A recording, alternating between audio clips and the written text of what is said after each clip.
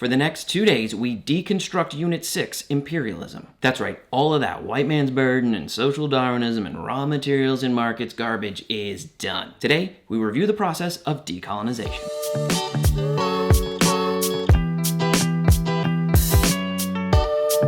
There's 2 ways you can go here. You can work with the imperial nation that rules over you to negotiate your independence, or you can fight back. Problem here is there's a million examples on both sides of that, both on negotiation and on armed resistance. So I'm going to focus on one each just to illustrate the point. First, the negotiated peace in Ghana. Kwame Nkrumah led Ghana to be the first independent sub-Saharan African state in 1957. They didn't lead a violent insurrection. They didn't fight a war. They didn't assassinate.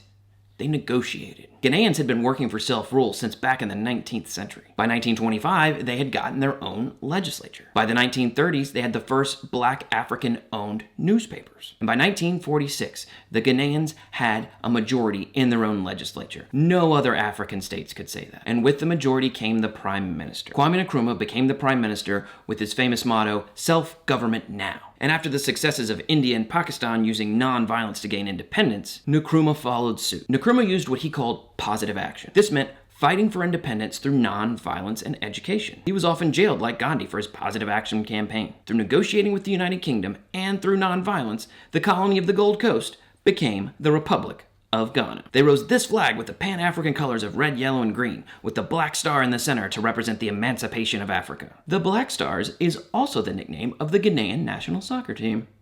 The second means of decolonization, armed struggle. Let's head to Angola. You may have gone over Angola in class before with Queen Nzinga and her fight against the Portuguese way back in Unit 4. Well, fast forward to the 20th century and the Angolans aren't even allowed to have political parties. The armed struggle here started small. A revolt on a cotton plantation led to a nationwide armed resistance against the Portuguese. The struggle was violent and extra difficult for Portugal because this was one of 3 different insurrections they were fighting in their empire. They were fighting in Angola, they were fighting in Mozambique, and they were fighting in Guinea. The struggle ended in 1975 when the dictatorship in Portugal was overthrown, and the republic that emerged immediately ended all colonial wars. As for Angola, it quickly fell into a civil war. Do you want to take a wild guess at what the 2 sides were? That's right, it's a proxy war. Soviets backed one side, we back the other side. And this wasn't just a small little fight between 2 sides. This lasted from 1975 until 2002. This war displaced a third of the Angolan population, with 100,000 children separated from their families,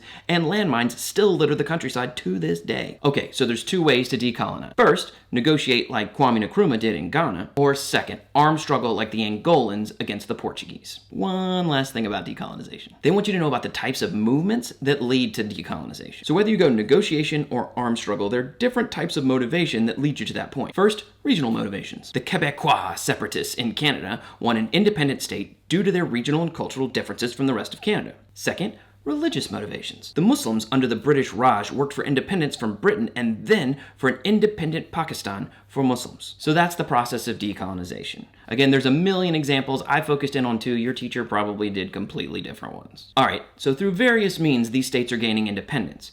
What are these independent states going to do with their independence? See you tomorrow.